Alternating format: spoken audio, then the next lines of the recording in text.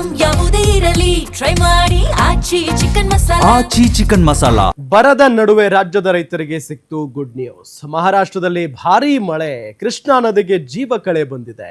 ರಾಜ್ಯದಲ್ಲಿ ಬರದ ನಡುವೆ ಕೃಷ್ಣಾ ನದಿಗೆ ಬಳ ಹರಿವು ಹೆಚ್ಚಾಗಿದೆ. ಇದು ಒಳ್ಳೆಯ ಸುದ್ದಿ. ಈಗ ಹೇಗೆ ಅಂತ ಅಂದ್ರೆ ರಾಜ್ಯದಲ್ಲಿ ಮಳೆಯ ಅಭಾವ ಇದೆ, ಮಳೆ ಬರ್ತಾ ಇಲ್ಲ. ಈ ಸಂದರ್ಭದಲ್ಲಿ ಮಳೆ ಬೇಕಾಗಿತ್ತು. ಸೊ ಹಂಗಾಗಿ ಮಹಾರಾಷ್ಟ್ರದಲ್ಲಿ ಸಿಕ್ಕಾಪಟ್ಟೆ ಮಳೆ ಆಗ್ತಾ ಇದೆ. ಈ ಹಿನ್ನೆಲೆಯಲ್ಲಿ ಮಹಾರಾಷ್ಟ್ರದ ಘಟ್ಟ ಪ್ರದೇಶಗಳಲ್ಲಿ ಮಳೆ ಆದ್ರೆ ಕೃಷ್ಣಾ ನದಿಗೆ ನೀರು ಬಹುಪಾಲು ಬರುತ್ತೆ, ಜೀವ ಕಳೆ ಬಂದಂತಾಗುತ್ತೆ. ಸೊ ಅದೇ ರೀತಿಯಾಗಿ ಆಗ್ತಾ ಇರೋದು. ರಾಜ್ಯದಲ್ಲಿ ಬರದ ನಡುವೆ ಕೃಷ್ಣಾ ನದಿಗೆ ಒಳ ಹರಿವಿನ ಪ್ರಮಾಣ ಹೆಚ್ಚಾಗಿದೆ. ಕಂಗಾಲಾಗಿದ್ದ ರೈತರ ಮುಖದಲ್ಲಿ ಆಶಾಭಾವನೆ ಮೂಡಿದಂತಾಗಿದೆ. ಈಗ ಜಲಾಶಯಗಳ ನೀರಿನ ಮಟ್ಟ ಏರಿಕೆಯಾಗುವ ನಿರೀಕ್ಷೆಯಲ್ಲಿ ರೈತರಿದ್ದಾರೆ. ಹಿಪ್ಪರಿಗೆ ಜಲಾಶಯ ತಲುಪಿದೆ ಈಗ ಕೃಷ್ಣಾ ನದಿ ನೀರು.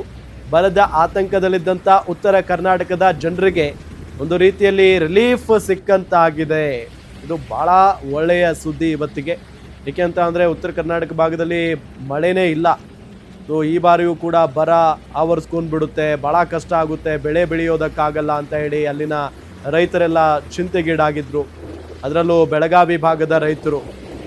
ಸೊ ಆ ನಿಟ್ಟಿನಲ್ಲಿ ಈಗ ಮಹಾರಾಷ್ಟ್ರದಲ್ಲಿ ಭಾರಿ ಮಳೆ ಆಗಿಬಿಟ್ಟಿದೆ. ಈ ಹಿನ್ನೆಲೆಯಲ್ಲಿ ಕೃಷ್ಣಾ ನದಿಗೆ ಜೀವ ಕಳೆ ಬಂದಂತಾಗಿದೆ.